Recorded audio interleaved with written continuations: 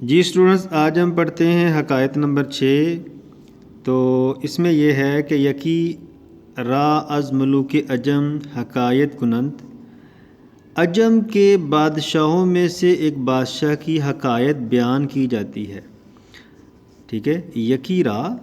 کوئی ایک، از ملوک عجم عجم کے بادشاہوں میں سے کسی ایک بادشاہ کی حکایت کنند حکایت بیان کی جاتی ہے، یعنی کہانی بیان کی جاتی ہے کہ دستے تطاول کہ اس نے دستے تطاول ظلم کا ہاتھ لوٹ مار کا ہاتھ بمال رعیت دراز کردہ بود، رعایا کے مال پر بڑھایا ہوا تھا، دراز کیا ہوا تھا۔ و جور اذیت آغاز کردہ، اور اس نے ظلم و ستم کا آغاز کیا ہوا تھا۔ جور کہتے ہیں ظلم کو، اذیت تکلیف کو کہتے ہیں۔ آغاز کردہ کیا ہوا تھا، تا بجائی کے خلق از مقاید فعلش، یہاں تک کہ جو خلق ہے، مطلب جو لوگ ہیں اس کی رعایا کے، بجائی کسی اور جگہ پر، مقاید فعلش اس کی مکاریوں کی وجہ سے، بجہان برفتند کہیں اور چلے گئے، وَاَز کربت جورش راہ غربت گرفتند، اور اس کے ظلم و ستم کی وجہ سے، جورش کہتے ہیں اس کے ظلم و ستم کی وجہ سے، راہ غربت گرفتند اجنبی راہوں کے مسافر بن گئے۔ چون رعیت کم شد، جیسے ہی رعایا کم ہوئی، ارتفاع ولایت نقصان پذیرفت، تو جو ملک کی جو آمدنی ہے، ٹیکس ہے، اس میں کمی آنا شروع ہو گئی۔ وخزانہ تہی مانند، اور خزانہ خالی ہو گیا۔ و دشمنان زور آوردند، اور دشمن جو ہے وہ طاقتور ہو گئے۔ تو اپنی اسی بات کی وضاحت شیخ سعدی اشعار میں کرتے ہیں، کہتے ہیں ہر کے فریاد رس روز مصیبت خواہد، ہر کوئی جو مصیبت کے دن چاہتا ہے کہ میری بات سننے والا کوئی ہو، میری فریاد سننے والا کوئی ہو، گو اسے کہہ دو در ایام سلامت بجوا مردی کوش، کہ جو سلامتی کے دن ہیں ان دنوں میں جواں مردی والے کام کیا کرے۔ جب صحت مند ہے، اس کی لڑائی نہیں ہے کسی کے ساتھ، کوئی جنگ نہیں ہے، تو کہتے ہیں اسے کہو کہ ان دنوں میں اچھے کام کیا کرے، جواں مردی والے کام کیا کرے، تاکہ مصیبت کے وقت اس کی بھی کوئی بات سننے والا ہو۔ پھر کہتے ہیں بندہ ہلکا بگوش ارن نوادی برود، وہ بندہ جو تیرے پاس ہے، تیرا ملازم ہے، تیرا ہلکا بگوش ہے، تیری رعایا میں ہے یا تیرا فوجی ہے، اگر تو اس کے اوپر نوازش نہیں کرے گا، تو اس کا خیال نہیں رکھے گا، برود، تو وہ بھاگ جائے گا۔ لطف کن، مہربانی کر، کہ لطف بیگانہ شود ہلکا بگوش، کیونکہ مہربانی کرنا، محبت کرنا بیگانوں کو بھی اپنا بنا دیتا ہے۔ اچھا جی، پھر کہتے ہیں باری بمجلس او، ایک دفعہ اس کی مجلس میں، اس بادشاہ کی مجلس میں، کتاب شاہ نامہ ہمی خواندند، یعنی کہ شاہ نامہ کتاب ہے وہ پڑھی جا رہی تھی، لوگ پڑھ رہے تھے۔ در زوال مملکت ضحاک، اس شاہ نامہ میں ضحاک ایک بادشاہ کا نام ہے، اس کے مملکت کے زوال اور عہد فریدون اور فریدون کے دور کے بارے میں جو ہے بات کی جا رہی تھی، پڑھا جا رہا تھا۔ ملک پرسید، بادشاہ کو پوچھا گیا، ہیچ تو آن دانست، کہ کیا تجھے پتہ ہے کہ فریدون کے گنج و ملک و حشم و نداشت، کہ فریدون بادشاہ، فریدون جس کے پاس نہ ملک تھا، نہ جاہ و جلال تھا، نہ خزانہ تھا، تو چگونہ برو مملکت مقررہ شد، وہ کیسے ملک کا بادشاہ بن گیا، اس کو مملکت کیسے حاصل ہو گئی؟ ملنی تو ضحاک کو چاہیے تھی، لیکن یہ فریدون جو بادشاہ ہے اس کے بعد تو کچھ بھی نہیں تھا، اس کو کیسے بادشاہت مل گئی؟ گفت اس نے کہا چنان کے شنیدی، جیسا کہ تو نے سنا ہے، خلقی برو بتعصب گرد آمدند، لوگ غصے کی وجہ سے اس کے گرد جمع ہوتے گئے، و تقویت کردند، اور اس کو طاقت ملتی گئی، و بادشاہی یافت، اور اس کو بادشاہت مل گئی۔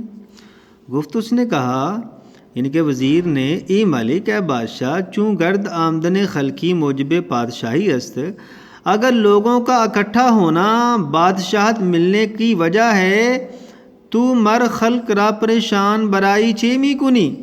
تو اپنی خلق کو پریشان کیوں کر رہا ہے؟ مگر سر پادشاہی کردن نہ داری، کیا تیرا بادشاہت کرنے کا ارادہ نہیں ہے؟ پھر کہتے ہیں شعر کے اندر، ہمان باقی لشکر و جان پروری، اپنے لشکر کی پوری دل و جان کے ساتھ دیکھ بھال کر، کہ سلطان با لشکر کن سروری، کیونکہ جو بادشاہ ہے وہ لشکر کی وجہ سے ہی بادشاہی کرتا ہے۔ مطلب کہ جو اس کی رعایا ہوتی ہے، اس کے لشکر والے ہوتے ہیں، ان کے ساتھ اگر اس کا اچھا سلوک ہوگا تو تبھی وہ بادشاہت کر سکے گا۔ اچھا سلوک نہیں ہے تو وہ ظاہر ہے دشمن کے ساتھ مل جائیں گے۔ تو اس کی مثال آپ یہ بھی لے سکتے ہیں کہ اگر باس ہے کسی فیکٹری کا، کسی آفس کا، تو اگر وہ باس اپنے ملازمین کے ساتھ اچھا سلوک کرتا ہے تو وہ اچھا سلوک لانگ ٹرم کے لیے کام آتا ہے۔ ملک گفت بادشاہ نے کہا، موجب گرد آمدن سپاہ اور ایت چے باشد، کہ اس کے گرد آنا، موجب کہتے ہیں وجہ، گرد آمدن اس کے پاس آنا، سپاہ اور ایت چے باشد، سپاہ اور آیا کا اس کے گرد آنے کی وجہ کیا ہے؟ گفت اس نے کہا، بادشاہ کو کہا گیا، ان کے وزیر نے کہا، بادشاہ را کرم باید، بادشاہ کو چاہیے کہ مہربانی کرے، تا برو گرد آئین، تاکہ وہ رعایا اور فوجی اس کے ارد گرد جمع ہوں، و رحمت تا در پناہ دولتش، اور اسے چاہیے کہ شفقت کرے تاکہ اس کی مملکت کے زیر سایہ ایمن نشینند، وہ سارے لوگ امن و اطمینان سے رہیں، و ترا این ہر دو نیست، اور اے بادشاہ تم میں وہ دونوں چیزیں نہیں ہیں، مطلب تم ظالم بھی ہو اور ظلم کی کرتے ہو، تو اسی وجہ سے لوگ تیرے مملکت کے اندر امن و سکون سے نہیں رہتے۔ نیکسٹ پہ کہتے ہیں، ناکنن جور پیشہ سلطانی، یعنی کہ جس بندے کا پیشہ ظلم ہے وہ بادشاہی نہیں کر سکتا، کہ نایائے زگرگ چو پانی، جیسے کہ بھیڑوں کی رکھوالی نہ کر سکتا، ایسے ہی جس کا پیشہ ظلم ہے وہ بادشاہی نہیں کر سکتا۔ پادشاہی کے طرح ظلم افکند، وہ بادشاہ جو ظلم کی بنیاد رکھتا ہے، پائی دیوار ملک کے خیش بکنند، وہ اپنے ملک کے جو بنیادیں ہیں ان کو خود ہی کھود ڈالتا ہے۔ پائی دیوار ان کے دیوار کی بنیادیں، خیش کہتے ہیں اپنا۔ ملک را پندے ودیر سے موافق طب مخالف نہ آمد، بادشاہ کو جو وزیر کی پند ہے، نصیحت ہے، اور نصیحت جو ہے موافق طب مخالف نہ آمد، مخالف طبیعت رکھنے والے بادشاہ کی کہ پسند نہ آئی، روی عزیز سخم درہم کشید، اور وہ اس بات سے ناراض ہو گیا، بس زندانش فرستاد، اور اس نے وزیر کو جیل میں ڈال دیا، بسے بر نہ آمد، زیادہ عرصہ نہ گزرا کہ بنی ام سلطان، کہ جو بادشاہ کے چچا کے بیٹے ہیں، با منازعت خاصتاً، انہوں نے جھگڑا شروع کر دیا، و ملک پدر خواستند، اور انہوں نے بھی کہا کہ ہمارے جو باپ کا ملک ہے اس میں سے ہمارا حصہ بھی دیا جائے۔ قومی کے از دست تاول او بجان آمدہ بودند، لوگ جو پہلے اس بادشاہ کے ظلم و ستم سے تنگ تھے وہ اس کے چچا کے بیٹوں کے پاس آنا شروع ہو گئے۔ وہ پریشان شدہ، اور جو پریشان تھے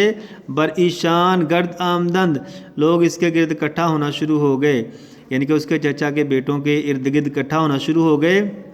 وہ تقویت کردند، اور انہوں نے پھر اس کو طاقت فراہم کر دی۔ تا ملک از تصرف این با در رفت و بر انان مقرر شد، اور اس طرح جو ملک ہے تصرف این اس بادشاہ کے تصرف سے نکل گیا، و بر انان مقرر شد، اور وہ اس کے چچا کے جو بیٹے ہیں وہ اس پر مقرر ہو گئے، انہوں نے اس پہ قبضہ کر لیا۔ پھر کہتے ہیں پادشاہی کو روا داد ستم بزیر دست، وہ بادشاہ جو ظلم کو اپنے زیر دست لوگوں پر جائز سمجھتا ہے،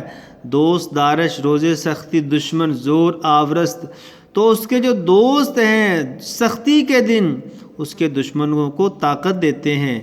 بار ایت صلح کن، کہتا ہے رعایا کے ساتھ اچھا سلوک کر، صلح کر، وز جنگ خصم ایمن نشین،